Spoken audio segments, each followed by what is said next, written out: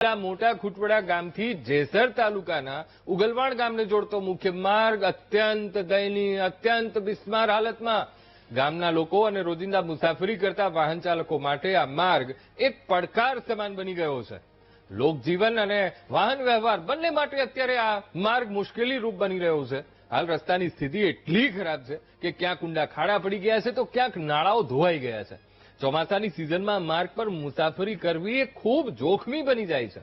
Tractor, bike, રિક્ષા સહિતના વાહનોને માર્ગ પરથી પસાર થવા માટે વારંવાર અટકીને ચાલવું પડે. ઉપરાંત વિદ્યાર્થીઓ માટે પણ અકસ્માત સંભવિત રોડ બની ગયો છે. આ રસ્તો માત્ર મોટા ખુટવડા અને ઉગલવાણ જ નહીં, પરંતુ આસપાસના નાના ગામ અને ખેત વિસ્તાર માટે પણ એક મુખ્ય માર્ગ તરીકે ઉપયોગમાં લેવાય છે. આ રોડ ઉપર અનેકવાર અકસ્માતો પણ થઈ ચૂક્યા છે અને આગામી સમયમાં અકસ્માતો વધે તેવો લોકોમાં ભય છે. આવી સ્થિતિમાં રોડ ફરીથી નવો બને તેવી ગ્રામજનો માંગ કરી રહ્યા છે.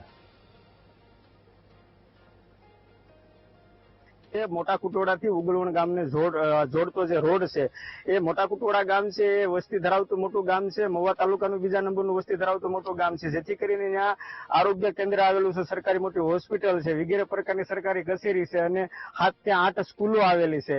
તો એ ગામની અંદર જે ઉગલવણ ગામના લોકો જે આવતા હોય, કોઈ પણ કામ અર્થે, ખેડૂતો, કિસાનો જે કોઈ આવતા હોય એ લોકોને આ મુશ્કેલીનો ભારે સામનો કરવો પડશે. આ રોડ ખરાબ છે એને હિસાબે આ હેરાનગતિ વેઠવી પડે છે. જેથી આ બંને ગામની અને મારી એવી માંગણી છે કે ભાઈ વહેલી તકે આ રોડનું નિરીક્ષણ કરે ને તાત્કાલિક ધોરણે. નો ચાલુ છે, બહુ ખરાબ છે હાલત. ને 2 નેવડા આવે છે ને બધા તૂટી ગયા 2 પુલ. ભલે થાય તો સારું.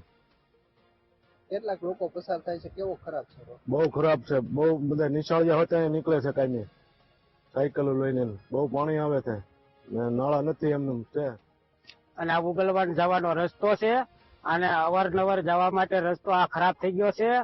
બહુ બેકાર હાલતમાં પડ્યો છે રસ્તો અને અહીંયા કેટલાય એક્સિડન્ટ થઈ ગયા છે અને 2 વ્હીલ વાળા તો અંધારામાં બહુ પડીને ભાઈ કોઈ તો હાથે ભાંગ્યો, પગે ભાંગ્યો. હવે આવા નવા જો આ સરકાર રોડ હારા નહીં કરે તો પછી આ કેટલા માણસો અહીંયા દુઃખી થવાના છે અને કેટલા માણસો અહીંયા એક્સિડન્ટ ને એવું ભોગવવાના છે. સરકારને કઈ સામું જોવાનું છે કે પછી આ રીતે જ અમને હકારવાનું છે?